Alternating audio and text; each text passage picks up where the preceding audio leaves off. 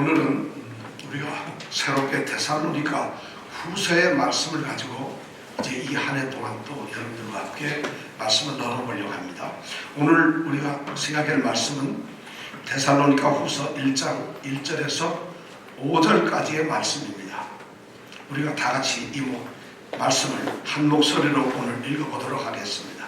도대체 이 데살로니가 후서에서는 바울이 하나님 성령이 우리에게 무슨 말씀을 하시는가? 특별히 오늘 성경 우리 설교 말씀의 제목대로 하나님 나라에 합당한 자가 되기 위해서 성도들은 어떤 모습이어야 하는가 하는 걸 생각하면서 오늘 말씀 5절까지 우리가 읽도록 하겠습니다. 바울과 실로아노와 디모데는 하나님 우리 아버지와 주 예수 그리스도 안에 있는 데살로니가 인의 교회에 편지하노니 하나님 아버지와 주 예수 그리스도로부터 은혜와 평강이 너희에게 있을지어다. 형제들아, 우리가 너희를 위하여 항상 하나님께 감사할지니 이것이 당연함은 너희 믿음이 더욱 자라고 너희가 다 각기 서로 사랑함이 풍성함이며 그리고 너희의 참는 모든 핍박과 환난 중에서 너희 인내와 믿음을 인하여 하나님의 여러 교회에서 우리가 친히 자랑함이라. 이는 하나님의 공의로운 심판의 표요 너희로 하여금 하나님 나라에 합당한 자로 여기심을 얻게 하려 함이니 그 나라를 위하여 너희가 또한 고난을 받느니라. 아멘. 저는 이 데살로니가서 후서 1장이 처음 이 1장을 이제 12절까지밖에 안 되는데 이 말씀을 읽으면서 처음에 이 말씀이 확 들어오질 않아요. 이 말씀을 읽는데 굉장히 뭔가 말씀이 이렇게 딱 아구가 딱 끼어지는 그런 느낌이 안 들어오고 굉장히 말씀이 아주 어렵게 이렇게 다가왔어요. 여러분들 오늘 처음 읽어보시는 분도 있는데 어떠세요? 근데 이 말씀을 이제 암송을 하면서 데살로니가 후서를 막 이제 외우고 암송하면서 이 1장에서 나오는 데살로니가 후서의 1장에 나오는 그 말씀 하나가 얼마나 핍박과 환난을 당하고 있는 데살로니가 이 교회의 힘이 되었을까? 그리고 우리가 세상에서 겪어보지 못한 이 전대미문의 혼란과 고통 속에서 살아간 우리 성도들에게 정말 힘이 되고 이것이 위로가 되고 격려가 되고 도전이 되는 말씀인가 하는 것을 알게 되면서 2021년 하나님께서는 우리에게 데살로니가 후서 말씀을 주시는구나 이런 제가 감동이 왔습니다. 여러분들 이 데살로니가 후서를 통해서 우리가 이 한 해는 이 말씀이 끝나는 이건 길지 않습니다. 3장까지밖에 안 되고 한 40여 절 조금 넘습니다. 이 말씀을 통해서 우리에게 새로운 믿음의 도전이 있기를 원합니다. 데살로니가 후서는 데살로니가 전서 다음에 쓴 편지입니다. 바울이 단 3주간 동안 3주 동안 데살로니카라고 하는 이 마케도니아 지방의 수도 캐피톨인 이 데살로니카에서 3주 동안 복음을 전하고 유대인들의 핍박을 봐서 도피를 하게 됩니다.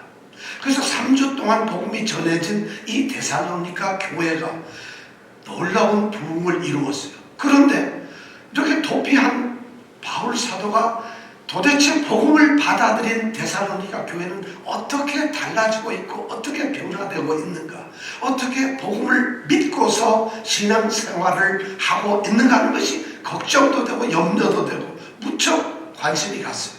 그래서 사랑하는 이 믿음의 동역자인 디모데를 데살로니카 교회에다가 보냅니다. 가서 그 형편을 좀 알아보고 오너라. 그래서 이 디모데가 그 위험스러운 유대인들의 핍박이 진행되고 있는 데살로니카에 가서 그 교회의 성도들을 만나고 교회의 소식을 바울에게 전해줍니다. 그때 바울은 데살로니카에서 고린도라고 하는 곳에 와 있습니다. 거기서 디모데의 소식을 듣고 편지를 쓴 것이 데살로니가 전서입니다. 그리고 데살로니가 전서를 쓰면서 바울에게는 엄청 깊은 감격이 있었어요.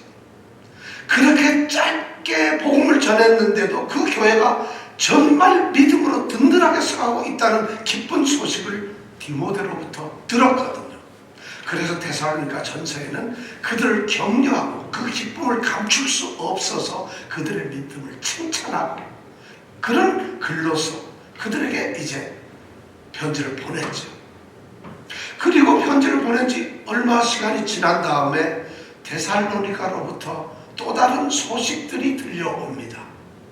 무슨 문제인가 하면 그들에게는 더 엄청난 핍박과 환난이 가해지고 있었던 거예요. 믿음의 삶을 온전히 지키려고 하다 보니까 소위 믿음을 지키려고 하는 그 성도들을 향해서 핍박이 가해지고 가뭄이나 또는 어려운 사회 환경 때문에 그들이 피할 수 없는 환난 가운데로 점점 빠져들어가는 것이. 그러니까 그들이 너무 고통스럽고 힘들어하고 있어요. 뿐만 아니라 그들 가운데 거짓을 가르치는 거짓 선지자 교사들이 몰래 들어가서 주님의 재림에 대해서 엉뚱한 이야기를 합니다. 세상이 이렇게 힘들고 고통스러워지니까 이제 주님의 날이 이미 다가와 있다. 곧 주님의 날이 온다. 이게 세상의 말세 아니겠느냐. 그래서 주님의 재림이 곧 오니까 우리 다 걷어치우고 주님의 재림을 기다리자 하는 잘못된 재림 종말 신앙을 심어줍니다. 그래서 일도 안 하고 사람들이 신앙이라고 하는 이름 아래서 모든 것을 다 포기해버리는 이런 상태의 잘못된 신앙을 갖는다는 소식이 들려왔어요. 그래서 바울 사도는 그것을 듣고는 이거 이러면 안 되겠구나 해서 다시 편지를 쓴 것이 바로 오늘 데살로니가 후서입니다. 그들의 잘못된 신앙, 재림신앙과 고난 중에서 고통당하는 성도들을 위로하기 위해서 쓴 편지가 바로 이 데살로니가 후서입니다. 사람들은 말이죠. 성도들도 그런데 고난이 심해지고 세상이 뒤숭숭해지고 세상이 악해지고 어려워지면 세상이 말처럼 주님 곧 오시는구나. 고통 속에서는 잘못된 이런 종말 신앙이 막 나와서 사람들로 하여금 건전하고 온전한 하나님을 섬기는 신앙에서 무너지게 합니다. 잘못된 신앙. 그래서 세상이 조금 어려우면 제일 득세하는 게 뭐냐면 이단들이에요. 이단들은 그러니까 여러분 세상이 좀 어려워지면 갑자기 막 그냥 우리가 이런 데서 오직 하나님만 바라봐야지 하는 거 그거 전부 다 믿어서는 안 되는 겁니다. 바로 데살로니가 교회들이 그렇게 되니까 데살로니가 후서를 씁니다. 그러면서 이 후서를 쓰면서 그들의 신앙을 바로 잡기를 원하고 있어요.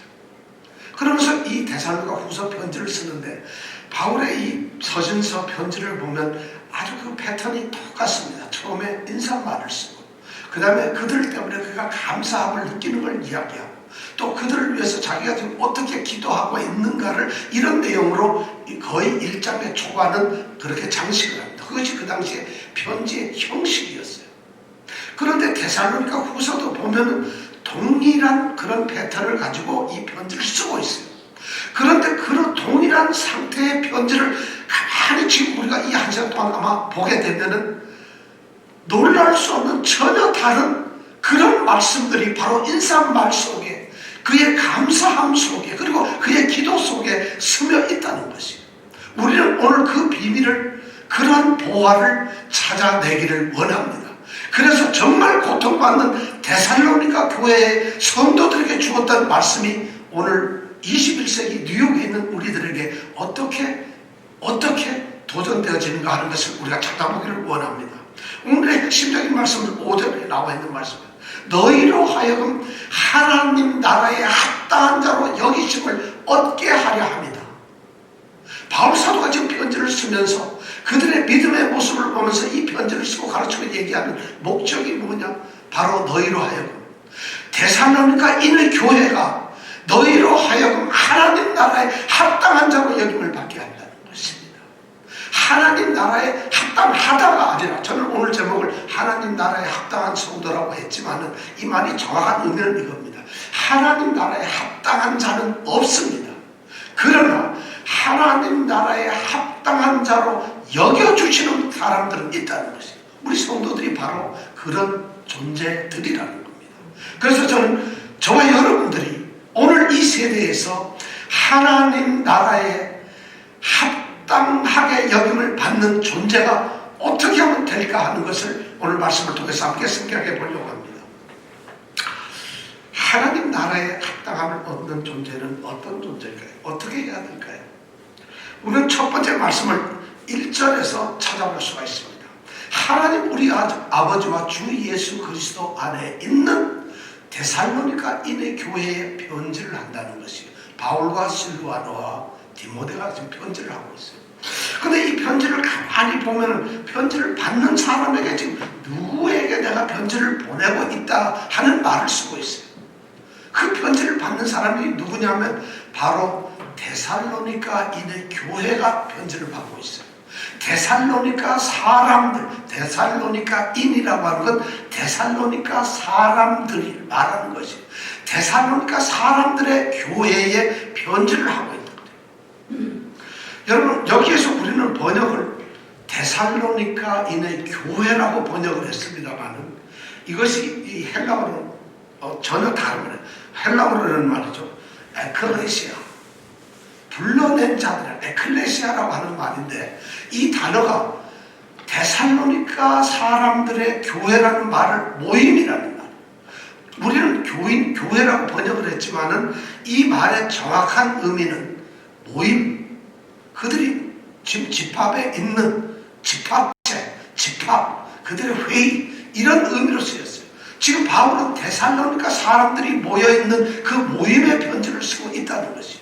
그래서 사람들이 그 당시에 이 편지를 받았을 때 데살로니가의 사람들이 모여있는 모임에 이 편지를 쓴다 하면은 그들은 이 편지를 딱 받으면서 누구나가 이 말 속에 우리가 거룩한 존재구나, 또는 우리가 굉장히 신앙적인 사람들이로구나, 우리는 하나님의 백성이구나 하는 이런 마음이 들질 않아요. 왜냐하면 그 당시에 일반적으로 에클레시아라고 하는 이 모임이라는 단어는 개 또는 모이는 개 모임도 에클레시아고, 조직 폭력을 하는 강도들이 모여있는 것도 모임이고, 장사하는 사람들이 모이는 것도 모임이고, 그것을 다 성경은 에클레시아라고 그 당시에 사람들은 그렇게 얘기를 했어요. 그러니까 데살로니가인의 모임이라고 하는 것은 데살로니가 사람들의 어떤 사람들이 지금 모여있다는 것이에요.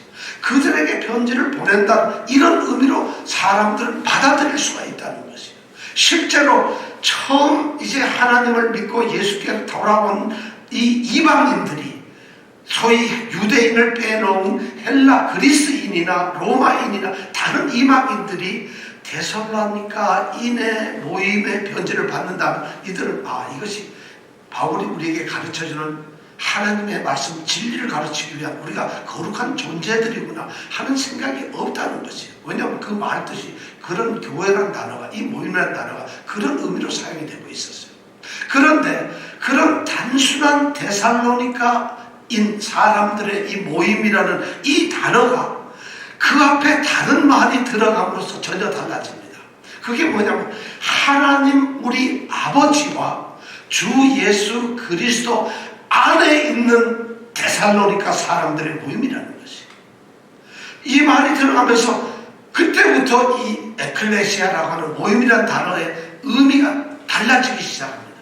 이런 말이 바울 사도가 하나님 아버지와 주 예수 그리스도 안에 있는 데살로니가 사람들의 모임이라는 이런 단어를 쓰므로 말미암아 이제 이 에클레시아라는 단어는 세상에서 교회라는 성도들, 거룩한 성도들의 무리가 모인 곳이라고 하는 의미로 달라지게 됩니다.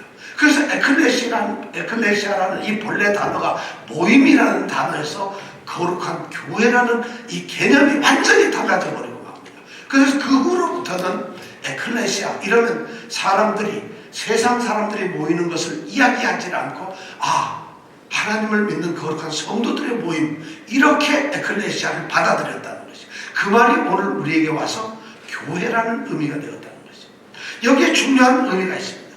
바울 사도가 지금 데살로니가에는 적어도 20만이 되는 사람이 있어요. 그 20만이 넘는 그 많은 사람들을 그냥 데살로니가 사람들이에요. 그런데 그들이 정말 주의 바울 사도와 이들이 전해준 그 복음을 통해서 그들이 정말 능력과 성령과 큰 확신으로 복음의 도를 받아들이면서 그들은 이제 그냥 데살로니가인의 사람들이 아니라 하나님 아버지와 주 예수 그리스도 안에 있는 데살로니가 사람들이 되었다는 것이에요. 예를 들어서 이렇게 보면 되죠. 뉴욕에 있는 어떤 모임의 편지를 쓰는데 우리에게 쓸 때 우리를 보고 뉴요커들의 모임의 편지를 쓴다, 이렇게 알아들을 수 있는 그런 말인데, 그 말 앞에다가 하나님 우리 아버지와 주 예수 그리스도 안에 있는 뉴욕 사람들의 교회에 편지를 쓴다, 이렇게 말을 바꾸면 의미가 달라진다는 것이, 바로 우리 데살로니가 성도들이 그런 세상 속에 속했던 사람들이 이제 드디어 그리스도 예수 안에 하나님께 속한 사람들이 되었다는 것이, 뉴욕에 살고 있는 많은 사람들 중에서 우리가 바로 하나님을 우리 아버지로 모시고 주 예수 그리스도로 고백하는 그러한 신앙 안에 있는 뉴욕 사람들로 바뀌었다는 것이, 바로 교회가 그런 존재가 되어야, 그런 존재일 때 바로 뭐가 되느냐, 하나님 나라에 합당한 자로 여김을 받을 수가 있다는 것이에요. 오늘 교회가 이걸 잊어버렸어요. 차별화가 없어졌어요. 뉴욕의 교회라고 이렇게 불림을 받았긴 하지만 정말 중요한 건 뉴욕 사람들의 교회에서 가장 중요한 말은 뉴욕 사람들의 교회가 아니라 하나님 우리 아버지와 주 예수 그리스도 안에 있다는 이 고백이 우선되는 교회가 진정한 교회고, 그런 사람들이 바로 성도로 부름을 받는 사람들이며 성도라는 이름을 가질 수 있는 사람들이라는 것이에요. 자, 중요한 개념, 하나님 우리 아버지. 그들은 말이죠, 하나님을 우리 아버지로 불러요. 바울 사도가 전했던 하나님 아버지, 아니 예수 그리스도께서 나의 아버지는 한 분이라고 얘기했던 그 예수 그리스도의 아버지이신 하나님을 이제는 예수 그리스도의 아버지이시며 바울과 같은 선지자 사도들의 아버지이시가 바로 우리들의 아버지라고 고백할 수 있는 교회가 바로 한 가족 공동체가 되었다는 것이에요. 이것이 바로 그런 사람들이 하나님 나라에 합당한 자들이에요. 그뿐만 아니라 그들은 한 가족 공동체가 되었지만은 주 예수 그리스도를 고백하는, 그리고 그 고백 속에서 살아가고 있는 그 안에 있는 사람들이 되었다는 것입니다. 주 예수 그리스도, 이 말은 뭐냐면은 주라고 하는 말은 하나님이라는 말이에요. 그들이 주라는 단어를 쓸 때는 오직 하나님, 아도나이라고 하는 하나님을 말하는 거예요. 그래서 로마 사람들은 왕을 갖다가 퀴리오스야, 나의 주, 나의 하나님이라고 황제를 불렀어요. 바로 이 주라는 말이 퀴리오스라는 말이에요. 그들은 예수를 하나님으로 인정을 했어요. 그리고 그분은 하나님이신데 바로 그분이 누구냐면 예수라고. 예수는 사람의 이름이잖아요. 이 땅에 온 사람 이름, 어린아이로 태어나서 육신의 몸을 가진 그분의 이름이 바로 예수예요. 그러니까 주는 하나님이라는 말이고 예수는 사람이라는 말이에요. 그러니까 하나님이시면서 예수님이신 그분을 고백하는 것이에요. 근데 그분이 누구냐? 바로 그리스도라는 거예요. 그리스도는 뭐예요? 메시아라는 거예요. 메시아가 뭐예요? 구원자라는 말이에요. 하나님이시면서 이 땅에 사람으로 오신 그분이 바로 우리의 구세주, 메시아고 구원자라는 것을 고백하는 그런 안에 있는 사람들, 소위 고백신앙 공동체의 사람들이 바로 교회고 성도들이라는 거죠. 그렇게 될 때 바로 바울 사도는 이 평범한 말을 쓰는 것 같지만은 엄청난 비밀이 여기 숨어 있어요. 바로 그런 사람들이 하나님 나라에 합당한 자들이라는 거죠. 오늘 교회가 형식적으로 모양만 갖춰서 교회 나와서 근엄하고 또 교회 나와서 예배도 드리고 찬송도 하고 기도도 하고 헌금도 하고 봉사도 하고 전도도 하고, 교회에서 너무 하는 일이 많은데 지금 바울 사도는 그렇게 쓰질 않아요. 뉴욕에 있는 복음 잘 전하고 예배당 빠지지 않고 예배 잘 가고 기도 열심히 하고 성경 읽고 이러는 뉴욕 사람들의 교회에 편지를 한다, 이렇게 쓰질 않았다는 것이죠.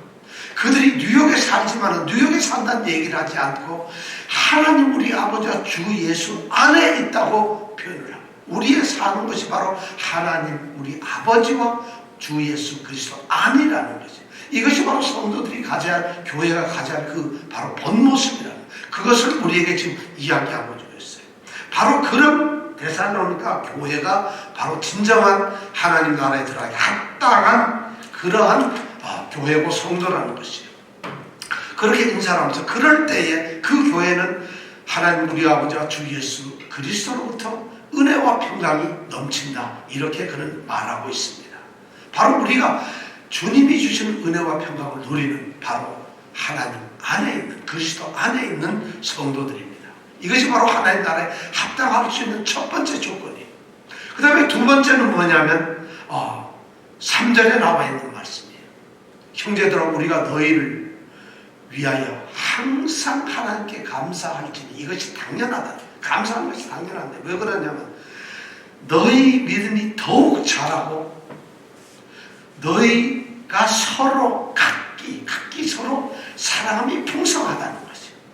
그래서 두 번째 이 교회 하나님 나라에 합당한 성도들의 모습, 교회의 모습이 뭐냐면 믿음이 더욱 자라고 사랑이 더 풍성해지는 그런 모습이, 그런 교회, 그런 성도가 바로 하나님 나라에 합당한 그러한 성도라는 것이에요.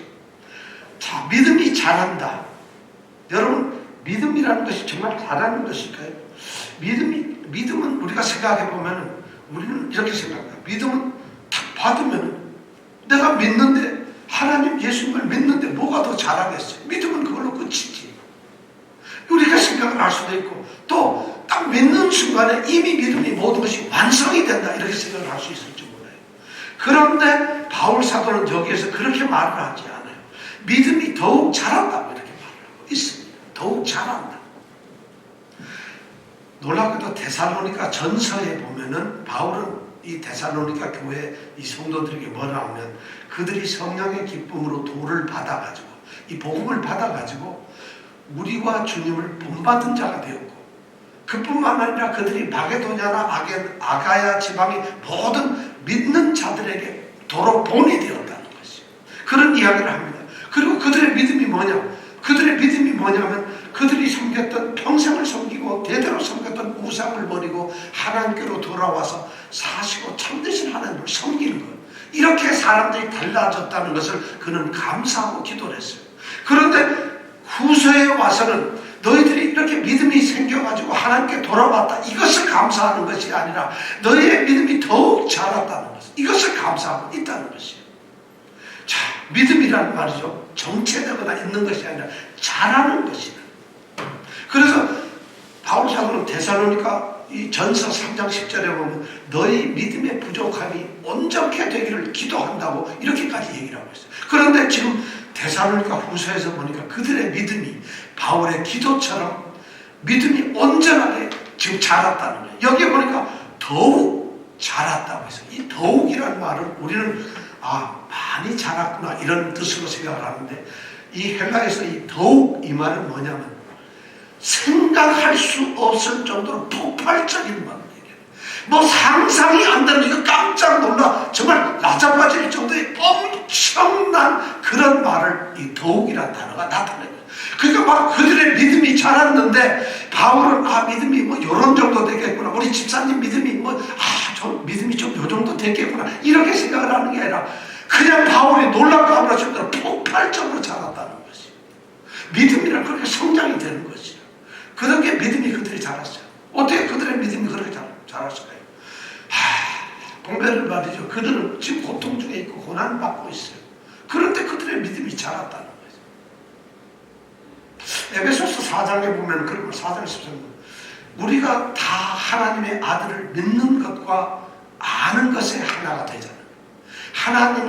하나님 아들을 믿는 것 그리고 아는 것에 하나가 되었다는 것은 하나님을 아들을 믿고 아는 것 거기에 하나가 되어서 온전한 사람을 이루어서 그리스도의 장성한 분량이 충만한 데까지 우리가 이르러야 한다고 하고 있어요.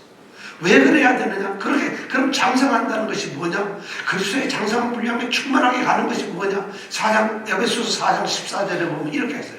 이제 우리가 말이죠. 어떻게 달라졌느냐 하면 이제부터는 우리가 어린아이가 되지 않는다는 것이죠. 믿음을 처음 받아들였을 때 감격해서 내가 예수를 주로 믿겠습니다 하는 그런 어린아이와 같은 그런 연약하고 약하고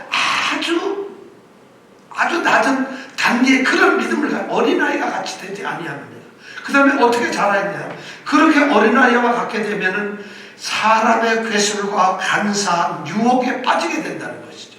사람들이 속임수를 쓰면 금방 넘어갑니다. 믿음을 가지고 있는 성도들조차도 목사, 장로, 이거 중요한 게 믿음이 연약한 자들, 믿음이 그런 자들을 사람이 속이면 속임수에 넘어갑니다. 간사한 유혹을 하게 되면 거기에 빠져버립니다. 이단이 거짓 선지자가 와서 속이면 넘어갑니다. 어떤 사람이 그럴듯하게 얘기하면 믿음을 지켜야 돼. 믿음의 지조가 무너져버리고 만다는 것이에요. 진리에서 벗어난다는 것이에요. 그래서 사람의 이 괴술, 속임수와 간사한 유혹에 빠져. 더 놀라운 것은 모든 교훈의 풍조에 밀려 요동하는 것이죠. 이 세상이 가르치는 세상의 유행, 세상의 어떤 가치관, 세상의 학문, 세상의 철학들, 세상이 지금 이끌어가고 있는 어떤 정신, 시대 정신들이 우리를 하여금 어떻게든 빠져들게 만든다는 것이죠. 지금 오늘날 그런 상태가 믿음이 없으면 그렇게 돼요. 그런데 데살로니가 이 구설을 쓰면서 데살로니가의 성도들은 바로 그들의 믿음이 더욱 폭발적으로 자라서 그런 것이 관계가 없게 되었다는 거죠. 바로 믿음이 자랐다는 거예요. 그뿐만 아니라 그들의 사랑이 풍성해졌다는 거죠. 사랑이 풍성해졌다. 여러분, 사랑은 있다 없다고 우리는 그 사람 사랑 있는 사람이야, 그 사람 사랑 안 하는 사람이야, 우리는 이렇게 표현하기를 좋아하지만 사랑은 한다 안 한다의 차원이 아니라 어떻게 사랑하느냐가 그리스도인에게는 너무 소중하다는 거죠. 그리스도인들은 어차피 내가 너희를 사랑한 같이 너희도 사랑하라는 주님의 새로운 계명을 받아들이고 이 세상에서 성도들, 우리 믿음의 형제 자매들, 믿음의 가족들을 서로 사랑하는 존재들이에요. 그러니까 사랑은 너무 당연한 거죠. 그런데 바울 사도가 오늘 여기서 얘기하는 3절에 보니까 사랑의 풍성, 사랑이 풍성하다는 거죠. 여기 풍성하다는 말은 있잖아요, 아주 사랑을 많이 한다는 단순한 이런 차원이 아니에요. 여러분, 홍수가 나는데 홍수가 넘쳐나가지고 강둑을 범람해버려서 그 폭풍 같은, 그 놀라운 폭포수 같은 그 홍수들이 범람해서 강을 완전히 무너뜨리고 나는 이런 것을 풍성하다고 얘기해요. 사랑이 바로 이 데살로니가 성도들의 사랑이 그렇게 정말 엄청나게 흘러넘치는 그런 사랑으로 서로 사랑을 하고 있다고 얘기해요. 그들이 보면 너희가 다 어느 한 사람 예외 없이 다 각자가 집사님, 권사님, 목사님, 한 가지 각자가 다 서로 그렇게 넘쳐나는 사랑을 가지고 있단 말이에요. 도대체 어떤 사랑이 그런 사랑일까요? 어떤 사랑이 도대체 그런 걸까요? 거룩한 입맞춤, 기도, 문안드리는 것, 어쩌면 그런 것을 뛰어넘는 사랑일지도 모르겠어요. 우리는 지난주에 마지막 기도와 권면을 통해서 데살로니가 전서 마지막에 나오는 바울의 권면을 들은 적이 있어요. 아마 그런 사랑을 넘어섰을 거예요. 그럼 어떤 사랑이었을까? 아마 그 사랑은 거짓이 없는 사랑이었어요. 선을 미워하고 악에 속하는 그런 사랑이었을 거예요. 정말 진실한 사랑이었을 거라는 거예요. 어쩌면 그들은 사랑으로 서로 종노릇하는 사랑이었을 거예요. 사랑 때문에 서로 섬기고 서로 종노릇하고 그 사랑 때문에 그 사람의 모든 것을 다 낮춰놓고 그를 섬기는 그런 사랑이었을 거예요. 어쩌면 그들의 사랑은 그들 형제들의 모든 허다한 허물을 덮어주는 사랑이었을지 몰라요. 사람들이 그리스도 안에서 교회의 형제자매들이 너무나 많은 허물들, 부족함들 그들이 가지고 너무 많이 있어요. 우리 집사님은 뭐가, 우리 권사님은 어떻고, 우리 목사님은 어떻고, 우리 성도 청년은 어떻고 하는 그 많은 허물들, 부족함들, 연약함들이 그것을 사랑이 다 덮어버리고 사랑으로 감싸는 아마 그러한 넘치는 사랑을 가지게 되었을 거라는 것이죠. 그렇게 그들은 변하고 있었다. 왜냐하면 그렇지 않다면은 바울 사도는 우리가 너희를 위하여 항상 하나님께 감사할지니 이것이 당연하다 이렇게 말을 안 했을 거예요. 항상 감사하는데 이게 너무 당연하다 이 말은 우리가 번역이 그만 조금 잘못되어 있어요. 이거는 감사 안 하면 못 견디는 것이에요. 이건 감사가 의무가 됐어요. 감사는 강제적으로 할 수밖에 없다는 이런 표현이 이 말은 이것이 당연하다. rightly so. 이런 말 정확한데 이 말이 뭐냐면 우리가 감사를 안 하면 어쩌면 하나님 앞에 벌 받을지도 몰라. 이건 하나님의 저주를 받을지도 몰라. 우리는 감사 의무, 감사를 우리가 이제 안 하면 못 견디고 우리는 감사 무조건 해야 된다는 이런 감정을 표현하는 거예요. 그들의 믿음이 더욱 자라. 그들이 사랑이 풍성해진 것을 보고는 이걸 어떻게 감사를 안 할 수 있는가 할 공백 정도로 그들의 믿음과 사랑이 자랐고 풍성해졌어요. 바로 하나님 나라에 들어가는 사람들의 두 번째 모습은 바로 그런 모습이에요. 믿음이 정체되질 않아요. 믿음이 가만히 있질 않아요. 믿음이 그냥 어제와 오늘과 내일도 영원토록 동일한 그런 믿음이 아니라 그런 머물러 있는 믿음이 아니라 엄청나게 자라는 믿음. 청년 때의 믿음과 장년 때의 믿음과 노년 때의 믿음이 달라져요. 그냥 처음 들어와서 20년 전에 10년 전에 예수를 알 때의 믿음과 5년 전의 믿음과 지금의 믿음 그리고 앞으로 5년 10년 뒤의 믿음 엄청납니다. 그것이 믿음의 이치입니다. 그렇게 자라야 되고 사랑도 점점 풍성해져요. 바로 이런 사람들 이런 신앙의 모습이 이런 사랑의 모습이 하나님 나라에 합당한 자로 여기심을 받는다는 것이죠. 지금 바울 사도는 두 번째 그렇게 이야기를 하고 있습니다. 그리고 세 번째는 말합니다. 4절에 보니까 나와 있어요. 그리고 너희의 참는 모든 핍박과 환난 중에서 너희 인내와 믿음을 인하여 하나님의 여러 교회에서 우리가 친히 자랑한다. 우리가 지금 직접 자랑을 한대요. 우리에게 자랑이 있다면 하나다. 우리가 너무너무 자랑하는 것이다. 그가 뭘 자랑하겠어요? 이가 자랑하는 건 아까는 감사했지만 지금은 자랑하는 거죠. 뭘 자랑하느냐? 너희가 지금 참고 겪고 견디고 있고 너무 많은 핍박과 환난 중에서 너희 인내, 너희 믿음 그것을 자랑한다는 거예요. 하나님의 여러 교회에서 교회마다 가면 바울 사도가 자랑하고 있다는 거예요. 바로 하나님 나라의 합당함을 받는 사람들은 환난과 핍박 중에서 그들의 인내와 믿음을 지키는 사람들이라는 거예요. 오늘 우리가 너무 필요해요. 핍박은 뭐고 환난은 뭘까? 핍박이라는 것은 말이죠. 직접적으로 우리가 예수를 믿기 때문에 우리 집사님이 예수를 믿기 때문에 받는 고난을 핍박이라고 그래요. 자, 예수 믿기 때문에 받는 핍박이 있을까요? 우리가? 혹시 집사님 예수 믿어가지고 핍박 당한 적 있어요? 예수를 믿는다고 야 너 예수 믿어 하고 핍박 당한 적 있나요? 오늘날 그런 게 없어요. 근데 이 당시에 사람들은 데살로니가의 사람들은 예수 믿기 때문에 핍박을 당했어요. 왜냐하면 자신들의 동족이거나 이런 사람, 유대인들이 자신들이 섬기는 유대인의 그 신앙 사고방식에 의하면 하나님을 섬겨야 되는데 이 사람들은 하나님이 아닌 이 땅은 예수를 섬기고 있거든요. 그러니까 예수를 섬기는 그 사람들을 못 뺏게 하느라고 유대인들이 핍박을 하고 쫓아내고 바울 사도가 도망갔어요. 오죽하면 하나님의 아들인 예수님조차 이 땅에서 핍박을 받고 십자가에 죽으셨다. 이렇게 예수를 믿는 자들이 핍박을 받아요. 근데 예수를 믿는 자들이 이런 핍박을 당하지만은 또 세상에서 우리가 살면은 이 세상은 어차피 환난을 당해요. 환난이라는 어려움을 말합니다. 이거는 예수를 믿는 사람이든 믿지 않는 사람이든지 다 환난이 있어요. 정말 어렵고 마음이 고통스러운 게 있어요. 그것이 고통으로, 고난으로, 불편함으로, 힘듦으로, 지침으로, 좌절로 막 나타나요. 우리의 환난이 너무 많아요. 바로 이 데살로니가 교회는 가뭄이라고 하는 이 시대적인 그 당시 아주 어려운 상황에 놓여 있었어요. 그리고 모든 것이 힘든 그런 상황에 있었어요. 어쩌면 오늘 우리와 같은 처지 있는지도 몰라요. 어쩌면 우리가 더할지도 몰라요. 오늘 우리는 핍박은 안 받잖아요. 아, 우리도 핍박을 받나요? 오늘 성도들이 받는 핍박은 뭘까요? 데살로니가 성도들은 예수님을 잘 믿기 때문에 유대인들로부터 핍박을 받았어요. 근데 오늘날 성도들은 예수를 잘 안 믿고 세상 사람들하고 똑같거나 더 나쁘기 때문에 핍박을 받아요. 아주 희한하죠. 이 사람들은 예수를 너무 잘 믿어요. 저것들은 하고 핍박을 했는데 오늘날 우리는 예수 믿는 것들이 전에 우리보다 더 못해. 예수를 너무 잘 안 믿기 때문에 우리는 핍박을 당해요. 그러니까 우리 성도로서 받는 것이 참 세상에 온돈 나오는 거 보세요. 교회 믿는 자들이 조금만 잘못하면은 엄청난 악플이 막 달리고 그러잖아요.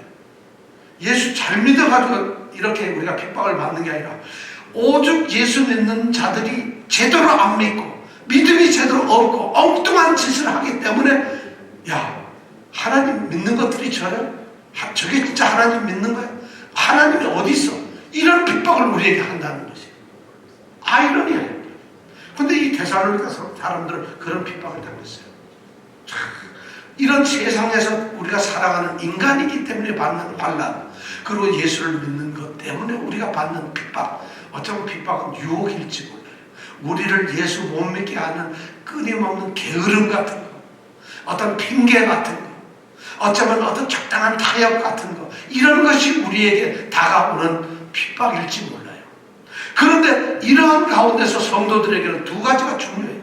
하나는 세상 사람들이 환난에서 견뎌내듯이 우리 믿는 사람들도 핍박과 환난 중에서는 인내해야 된다는 거죠. 인내해야 된다.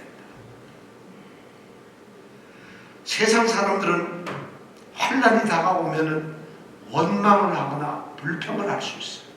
탓을 할 수 있고 또는 체념하거나 포기하거나 좌절할 수 있고, 세상 사람들은 환난이 닥치게 되면, 어려운 일이 당하게 되면은 그들은 어떻게 해야 우왕좌왕하면서 자신을 지키지 못할 수가 있어요.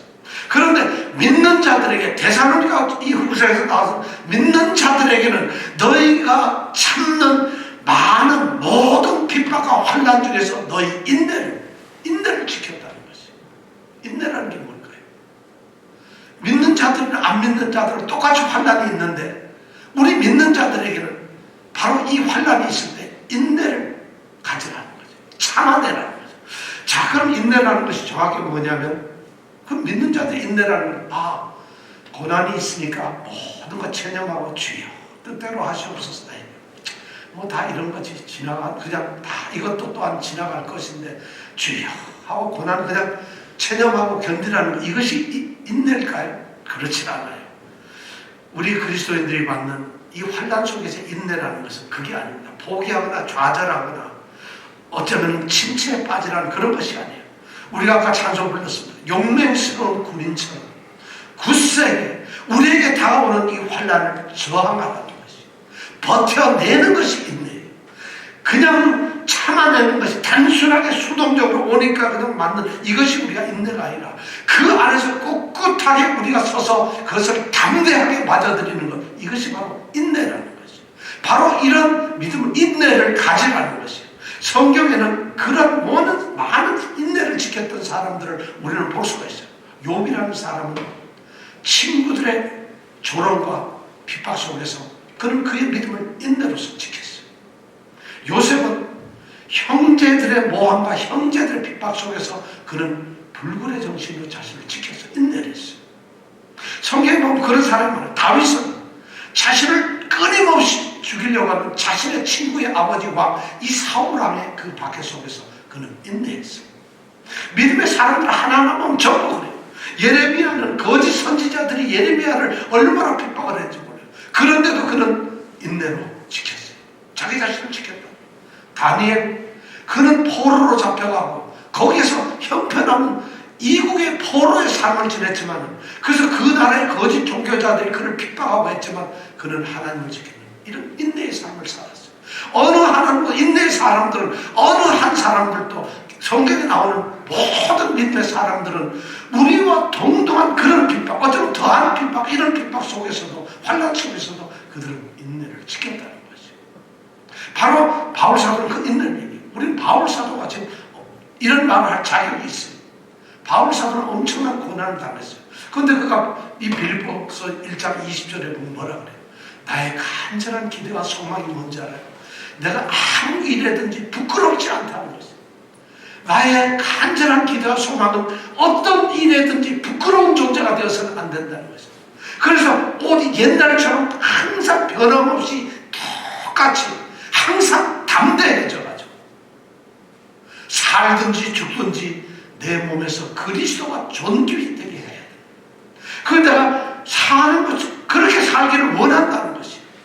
바울 사도는 바울사가 당하는 고난은 이 사람은 정말 복음 때문에 받는 고난이었어요. 그냥 어쩌면 복음 안 전하고 천막 만들었으면 그 당시에 천막 만드는 이 비즈니스가 장사가 굉장히 잘 되는 비즈니스예요. 그럼 잘 살았을 거예요. 근데 그런 복음 때문에 핍박을, 지금 우리가 데살로니가에서 지금 핍박을 받고 도망을 쳐서 세상에 이 사람이 빌립보에서 복음을 전하다가 쫓겨나와서 데살로니가에서 복음 전했던 거 아니에요. 거기서도 복음을 전하다가 3주 만에 지금 유대인들한테 핍박을 받아서 밤에 도망을 간 거 아니에요. 지금 이런 상태에서 그가 얘기했던 것은 내 몸에서 그리스도가 존귀되게 한다는, 그건 이겨냈어요.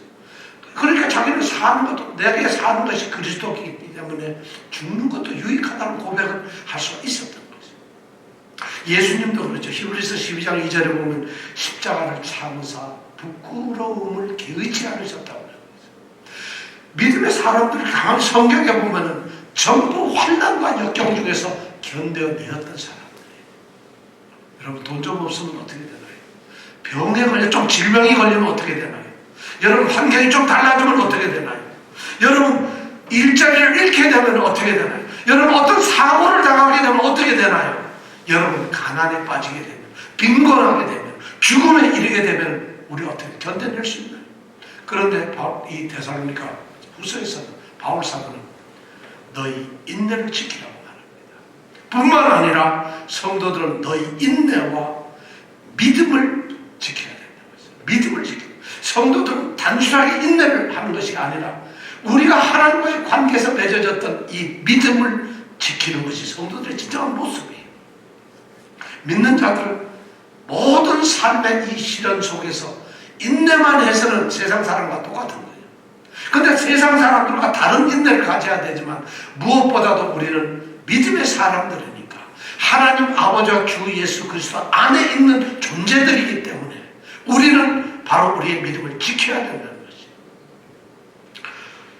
바울 사도는 그걸 지금 하나님 여러 교회에서 가면서 자랑을 하고 있다고 생각해요. 자랑을 해요. 왜냐하면 아니 데살로니가 교회가 사실은 그래요. 데살로니가 교회는 오늘날 뉴욕과 같아요.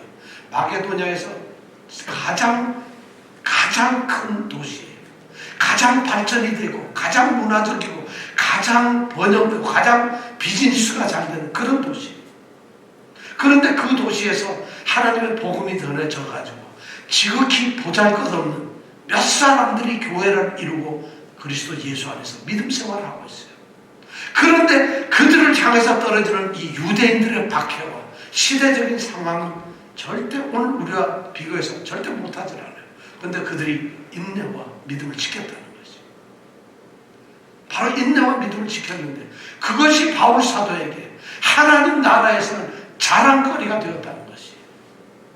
바로 이런 사람들이, 그런 사람들이 하나님 나라에 들어가기가 합당한 자들이라는 거예요. 그러면서 5절에 얘기를 합니다. 성경은 말합니다. 이는 이 모든 것이 하나님의 공의의 심판의 표라고 이야기를 하고 있어요. 이는 이라는 말은 이 모든 것이 그들이 하나님 우리 아버지와 주 예수 그리스도 안에 있는 사람들이 데살로니가 사람들이 되었기 때문에 그것이 또 그들이 믿음이 더욱 자라고 그들의 사랑이 더 풍성해졌 그런 것들이 또 뿐만 아니라 그들이 참고 있는 모든 핍박과 환난 중에서 그들이 인내하며 믿음을 지켰던 그 모든 이런 것들이 바로 하나님께서 마지막 날 심판을 하실 때 하나님이 마지막 날 공의로운 심판을 하실 때에 이 사람을 하나님 나라에 들어갈 수 있는 자로 합당하다 하고 여길 수 있고 판단할 수 있는 증거로서 그것을 사용하신다는 거죠. 그들이 하나님 나라에 정말 합당한 존재인가? 정말 하나님 아버지와 그리스도 예수 안에 있는 자들인가? 그들의 믿음이 자라고 사랑이 풍성한가? 아니 그들이 환난과 핍박 중에서 인내와 믿음을 지켰는가? 그 고난 중에서 그들이 견뎌냈는가? 그것이 뭐냐면 공의로우신 하나님이 재판을 할 때 우리로 하여금 너는 하나님 나라에 들어가는 합당한 자로 될 수 있구나 하는 재판의 증거가 바로 그것이 된다는 거예요. 저는 여러분들에게 묻습니다. 지금 여러분들 어디에 있습니까? 지금 여러분들이 어디에 서 있어요? 여러분들의 믿음, 사랑이 어떤 모습입니까?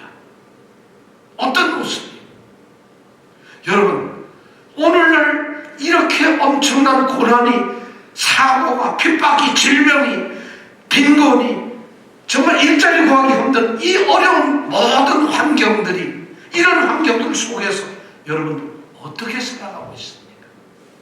어떻게 살아가고 있습니까? 바로 여러분들이 어떻게 살아가고 있는가? 여러분들의 믿음과 사랑이 어떤 모습인가? 여러분들이 지금 어디에 안에서 존재하고 있는가? 이것이 바로 하나님 나라에 들어가는 바로 재판의 증거가 된다는 것이에요. 이것이 하나님의 공의를 심판의 증거라고 해요. 이 표라는 말이 증거라는 거예요. 바로 증거물이 된다는 것이에요. 우리는 지금 어쩌면은 하나님 나라에 들어가기에 합당한 자로 여김을 받는 증거물을 쌓고 있는 자들인지 모릅니다. 여러분 힘들죠. 작년에도 힘들었지만 이 2021년 더 힘듭니다. 어떤 분은 뭐 경제적으로 더 좋아지는 분도 있고, 어떤 분은 겉으로 남고 속으로도 남는 분, 수입이 더 늘어난 분도 있고, 어떤 분은 이제 수입이 줄어들어서 지금은 괜찮지만 앞으로는 어떻게 되냐 하는 분도 있어요.